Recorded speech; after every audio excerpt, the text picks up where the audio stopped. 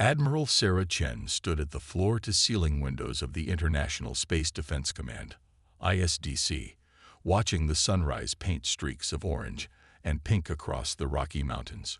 20 years of service had taught her that the most dangerous moments often came wrapped in beauty. "Admiral, we have multiple anomalies appearing beyond lunar orbit," Lieutenant Rodriguez reported, his voice steady despite the tension evident in his posture. "Energy signatures unlike anything in our database." Chen didn't turn from the window. "How many?" 17 objects, ma'am. Largest is approximately 3 kilometers in length. They're decelerating." She allowed herself a small smile. After decades of preparation, it was finally happening. Humanity's first contact wouldn't be the peaceful meeting of minds that so many had hoped for. Instead, it would be exactly what the ISDC had planned for: an invasion. "Initiate first contact protocol," Chen ordered, finally turning to face the command center. The underground facility burst into controlled activity, screens lighting up with data streams and status reports. "And get me the Security Council." Within minutes, the faces of Earth's most powerful leaders appeared on the main display. Chen noted with approval that none of them showed fear, only grim determination. They had all been briefed for this moment. "Distinguished leaders," Chen began, "Operation Sleeping Giant is now active. We have multiple vessels of unknown origin approaching Earth. Based on their energy signatures and approach vectors, we're dealing with the Nexarian Empire." The Chinese premier leaned forward. "The same species that destroyed the Centauri colony." "Correct.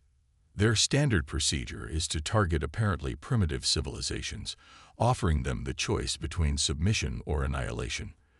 They're especially drawn to worlds that appear technologically inferior but resource-rich."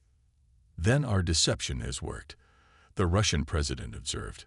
"They see exactly what we wanted them to see." Chen nodded. Decades of carefully maintained appearance of technological stagnation. Our orbital space cluttered with defunct satellites and space debris. Our public space program limited to near-Earth operations.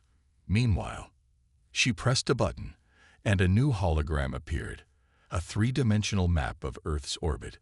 Thousands of points of light flickered into existence, each representing a piece of what appeared to be space junk, except they weren't junk at all. "Project Ghost Web is fully operational," Chen continued. "Every piece of apparent debris is a fully functional defense platform, powered by quantum cores and equipped with phase-shift technology. The Nexarians see a primitive species that can't even clean up its own orbital space. They have no idea they're flying into the most sophisticated defensive network ever created." The UN Secretary-General spoke up. "What's their estimated time of arrival?" 3 hours. They'll follow their standard protocol. A demand for surrender, followed by a demonstration of force if we refuse.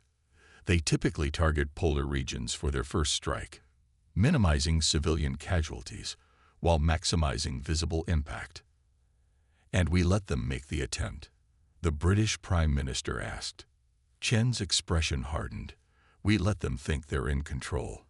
The moment they power up their weapons, Ghost Web activates. Every piece of debris transforms into its true form.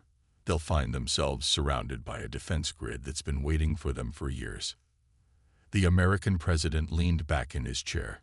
20 years of preparation, trillions in secret funding. The most extensive technological deception in human history, all for this moment. "Yes, Mr. President. The Nexarians chose Earth because they thought we were weak. They're about to learn that humanity's greatest strength is making our enemies underestimate us." As if on cue, Lieutenant Rodriguez called out, "Admiral, we're receiving transmission from the lead vessel. They're demanding to speak with Earth's leaders." Chen turned back to the council. "Ladies and gentlemen, places everyone. It's time to give the performance of our lives. Remember, we are primitive, disorganized, and terrified. Let's give the Nexarians exactly what they expect to see." As the leaders nodded, and their screens went dark, Chen allowed herself another small smile. In a few hours, the Nexarian Empire would learn a lesson that would echo across the galaxy. Never judge a species by its orbital housekeeping. "Put them through, Lieutenant," she ordered, smoothing her features into an expression of confusion and fear. "Let's welcome our guests properly." Deep beneath the Indian Ocean, Dr. Kira Patel watched streams of data flow across the quantum displays of the Ghost Web Control Center. Each line represented a different piece of their orbital defense network, disguised as space debris, but containing some of humanity's most advanced technology. "Status report on grid section Alpha through Delta," she commanded, her fingers dancing across the holographic interface. The room hummed with the low frequency of quantum processors, a sound that had become as familiar as her own heartbeat over the past decade. "All sections nominal, Doctor," her assistant director James Foster responded. "The Nexarians are proceeding exactly as predicted. Their scan patterns suggest they're focusing on major population centers and military installations. They're completely ignoring the debris field." Kira allowed herself a moment of pride. The quantum camouflage systems were her life's work, technology that didn't just hide their defensive platforms, but made them appear genuinely useless. Each piece maintained the exact heat signature, albedo, and rotation pattern of the defunct satellite or rocket stage it was mimicking. "They're starting their broadcast," Foster announced. The main screen flickered to life, showing a beam that looked like a cross between a mantis and a lion, its iridescent scales shifting colors as it moved. "People of Earth," the alien began, its words automatically translated by their systems. "I am High Commander Vexthal of the Nexarian Empire. Your isolation ends today. Submit to our authority, and you may live as productive members of our society. Resist, and we will demonstrate the consequences." Kira watched the intentionally poor-quality video feed they were sending back. Panicked government officials arguing in various languages, military leaders shouting contradictory orders, news broadcasts showing crowds gathering in major cities. All carefully orchestrated chaos. Ghost web platforms reporting optimal charge levels. Foster noted, "If they follow standard invasion protocols, they'll target the Antarctic in approximately 40 minutes. "Perfect," Kira replied, opening a secure channel to Admiral Chen.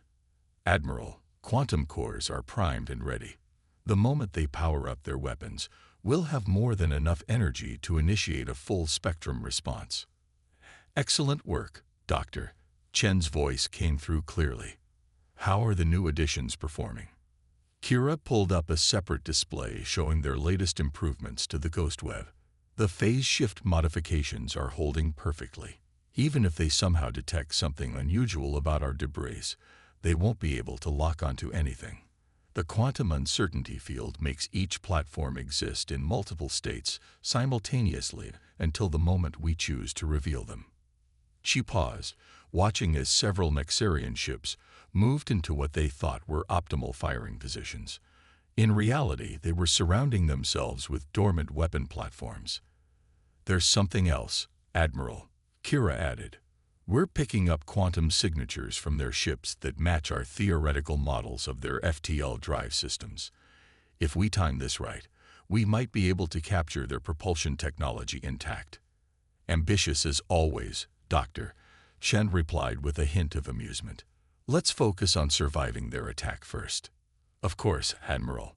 But just imagine, combining their FTL technology with our quantum phase shift systems, we could revolutionize space travel overnight." A new alert flashed across her screen.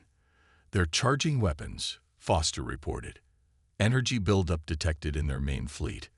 Kira straightened in her chair. This was the moment they'd spent 20 years preparing for. Ghost web platforms executing final positioning adjustments. Quantum cores at full power. Phase shift systems ready for synchronous deactivation. Through the main display, she watched as High Commander Vexthal began his final warning. The alien's confident expression showed no sign that he recognized the trap closing around his fleet. "Your species had its chance," Vexthal announced. "Now witness the power of a truly advanced civilization." Kira's fingers hovered over the activation sequence. "If only you knew," she whispered, "what humanity is truly capable of when we work together." The Nexarian ship's weapon systems reached full charge, and Kira smiled. They had just crossed the point of no return. And they didn't even know it. In a few moments, the galaxy's greatest predators were about to learn what it felt like to be prey. Ghost web activation in 3, 2, 1. High Commander Vexthal was moments away from ordering the demonstration strike when his tactical officer's voice cut through the command deck's tense atmosphere. "Sir, there's something wrong with the debris field." "Explain," Vexthal demanded, his scaled fingers tightening on the command chair's armrests. The tactical display showed Earth's cluttered orbit, a maze of defunct satellites and space junk that spoke of a primitive civilization's careless expansion into space. "The patterns, they're too perfect," the officer said, mandibles clicking nervously. "Every piece is maintaining its position with microscopic precision while appearing to drift randomly. It's like watching a choreographed dance disguised as chaos." Before Vexthal could respond, space itself seemed to ripple. The debris field, thousands of pieces of apparently worthless technology, began to change. Metal flowed like liquid, surfaces shifted and reformed, and what had appeared to be broken solar panels and damaged hull fragments transformed into weapon arrays and energy projectors. In the ISDC command center, Admiral Chen watched the transformation through multiple camera feeds. "Dr. Patel, status of the quantum shift." Transformation proceeding at optimal efficiency. Kira's voice came through clear and confident. All Ghost web platforms maintaining tactical positioning. The Nexarians are completely surrounded. On the main screen, Chen could see panic spreading across the alien command deck. The mighty warships that had arrived to conquer Earth now found themselves caught in a three-dimensional web of advanced weapon platforms. "Impossible," Vexthal breathed, watching as what had seemed to be a simple piece of rocket debris directly ahead of his flagship resolved into a sleek weapons platform, its quantum cannons already charged and locked on his ship's critical systems. "Sir," his communications officer called out, "we're receiving a transmission from the surface." Chen's image appeared on the Nexarian command screen, her expression calm and professional. Gone was the frightened, primitive leader they'd seen earlier. "High Commander Vexthal, I believe it's time we had an honest conversation about humanity's place in the galaxy." You deceived us," Vexthal sputtered, his scales shifting to a pale shade of rage and disbelief. "Of course we did," Chen replied with a slight smile. "Did you really think a species capable of splitting the atom, unraveling the human genome, and developing quantum computing would be careless enough to litter their orbital space with actual garbage? Every piece of debris you scanned and dismissed was carefully crafted to appear worthless while housing our most advanced defensive systems." In the Indian Ocean facility, Kira watched their quantum targeting systems lock onto every critical system of the Nexarian fleet. "Admiral, we have full targeting solutions. Their shields are still configuring to our frequency range. We can disable their entire fleet with minimal structural damage." "You have two options, High Commander," Chen continued. "You can order your fleet to power down all weapons and prepare to be boarded, or you can discover firsthand why it's unwise to underestimate a species based on appearances." Vexthal's secondary hearts were pounding. His mighty fleet, the pride of the Nexarian Empire's expansion forces, was trapped in a web of human technology that had been hiding in plain sight. Worse, their long-range communications were being blocked by technologies his sensors couldn't even properly analyze. "How?" he finally managed to ask. "How did you maintain this deception for so long?" "Quantum phase shift technology." Kira's voice joined the transmission. "Each platform exists in multiple states simultaneously. Debris and weapon, inactive and ready, visible and cloaked. We simply showed you the state you expected to see.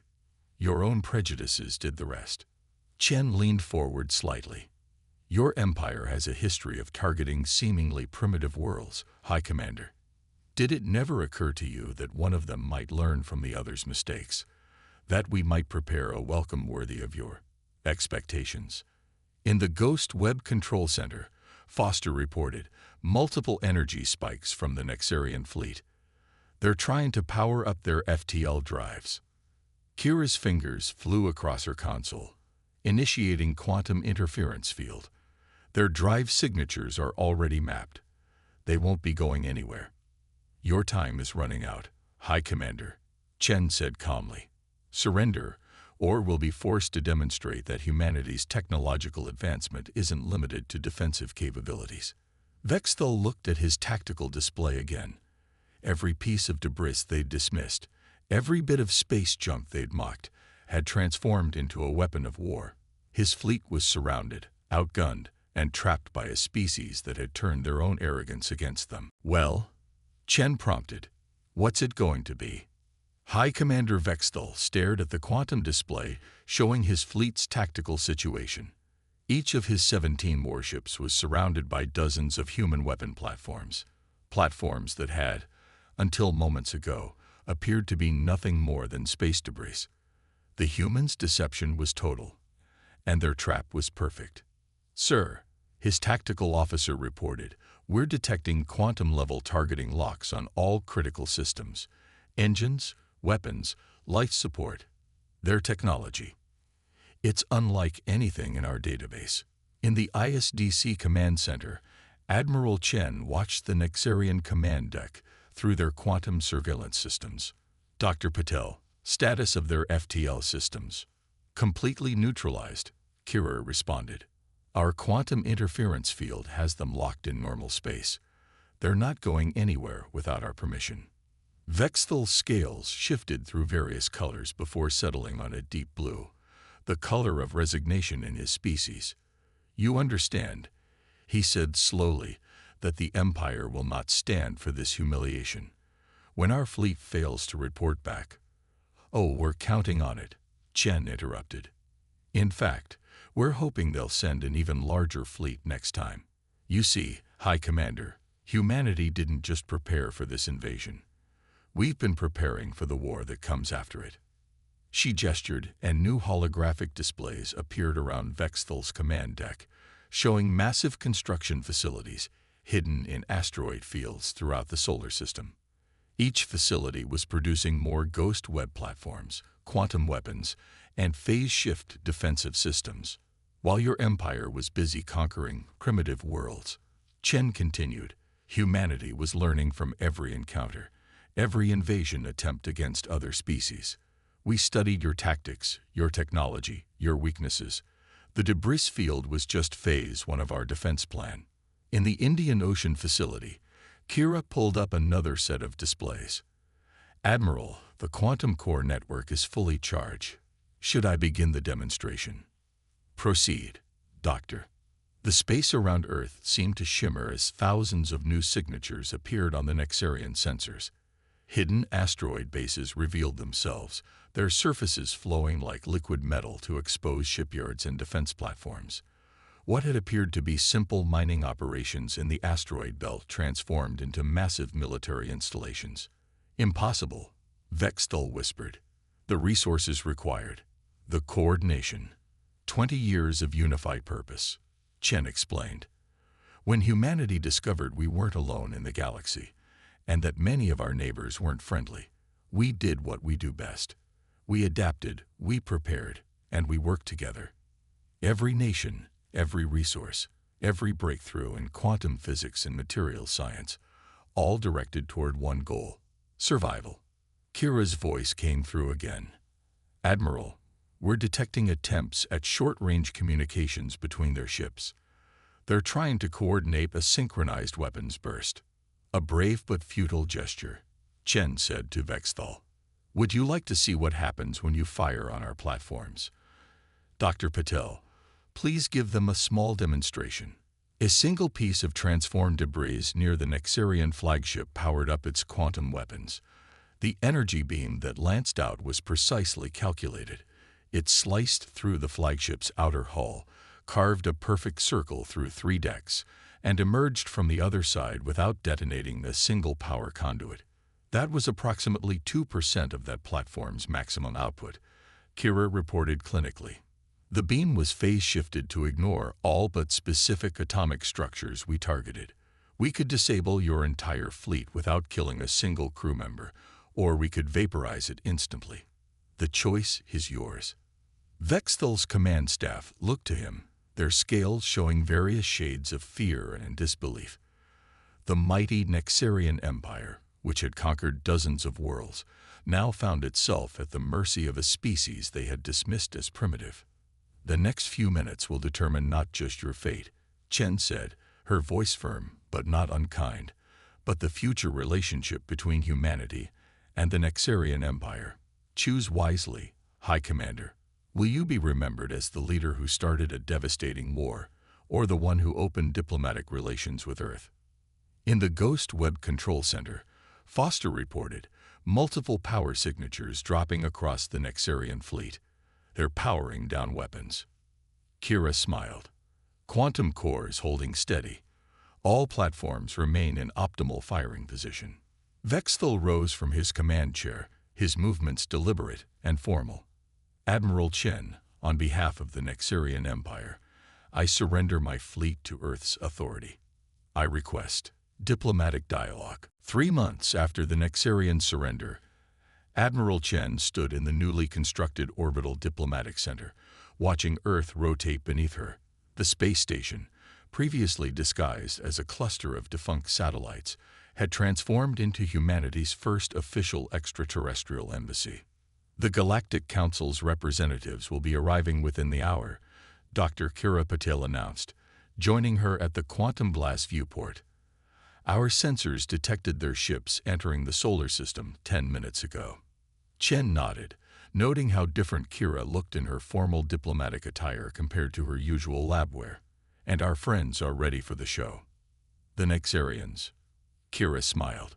High Commander Vexthal has been surprisingly enthusiastic about his new role. I think he enjoys shocking other species with the truth about Earth. Below them, the Ghost Web continued its vigilant watch, most platforms still maintaining their debris disguise. Only now, it was an open secret, a reminder to the galaxy that appearances could be deceiving. Admiral, Lieutenant Rodriguez's voice came through their quantum comms. The Galactic Council delegation is requesting visual confirmation of their approach vector. Put them through, Chen ordered. The viewport transformed into a communication screen, showing a diverse group of alien species. Their expressions, those Chen could read, showed a mixture of curiosity and trepidation. This is Admiral Sarah Chen of Earth's International Space Defense Command. Welcome to Sol System. The lead representative, a crystalline being that seemed to shimmer with internal light, spoke first. We are confused, Admiral. When the Nexarian Empire requested this emergency session and claimed that humanity had technologies surpassing their own, many believed it to be a deception. Understandable, Chen replied diplomatically. We worked very hard to maintain that impression. High Commander Vexthal, would you care to explain? Vexthal stepped into view, his scales now wearing the blue-green formal colors of an imperial diplomat rather than a military commander. Esteemed council members, 3 months ago, I led a fleet to conquer what we believed to be a primitive world. Instead, we found ourselves ensnared by technologies we couldn't even comprehend. Humanity turned our own prejudices into a weapon against us. In the Ghost Web Control Center, Foster monitored the incoming council ships. Multiple scan attempts detected, he reported. They're trying to analyze our orbital network. Let them look, Kira responded. Phase shift matrix is active. They'll only see what we want them to see. The crystalline being's internal light pulsed with what might have been concern. You claim this single planet's technology exceeded that of the Nexarian fleet. Perhaps a demonstration, Chen suggested. She nodded to Kira, who entered a series of commands. Around the council ships, pieces of space debris suddenly transformed, revealing themselves as advanced defense platforms. The delegate ships found themselves surrounded by the same web that had captured the Nexarian fleet. By the first light, the crystalline being exclaimed. How long have you maintained this deception? Long enough to perfect it, Chen answered. Humanity doesn't seek conquest or dominion. We simply wanted to ensure our survival in a galaxy that often mistakes technological discretion for weakness. Vexthal's scales shifted to a proud purple. The Nexarian Empire has signed a full treaty with Earth. We're already beginning cultural and technological exchanges. My people have learned that there are better ways to advance than through conquest. Which brings us to the purpose of this meeting, Chen continued. Earth would like to formally apply for membership in the Galactic Council, not as a primitive world to be protected or guided, but as a full member with technologies and perspectives to share. The crystalline being's light patterns suggested deep thought. Your application will need to be reviewed, but I suspect it will be approved rather quickly. Few species have managed to so thoroughly upend the galaxy's power structure without firing a shot. That's humanity's true strength, Kira interjected. Not our quantum technology or our defensive capabilities, but our ability to think differently, to turn disadvantages into advantages. Chen smiled. We spent centuries looking up at the stars, wondering if we were alone. When we learned we weren't, we didn't just prepare for the worst. We prepared to change the paradigm. The galaxy expected primitive savages with barely functional spacecraft. Instead, they found a unified world that had turned its entire orbital space into one giant chess game. And now, the crystalline being asked. Now we do what humanity has always done, Chen replied. We adapt, we grow, and we work to build something better than what came before. The only difference is, this time we do it on a galactic scale. As the council ships were escorted to the diplomatic station, Chen watched Earth's night side pass beneath them, its cities gleaming like scattered stars. Humanity's long vigil in the shadows was over. They had proved themselves not just capable of surviving in a hostile galaxy, but of changing it for the better. The game of deception was over. The era of innovation had begun.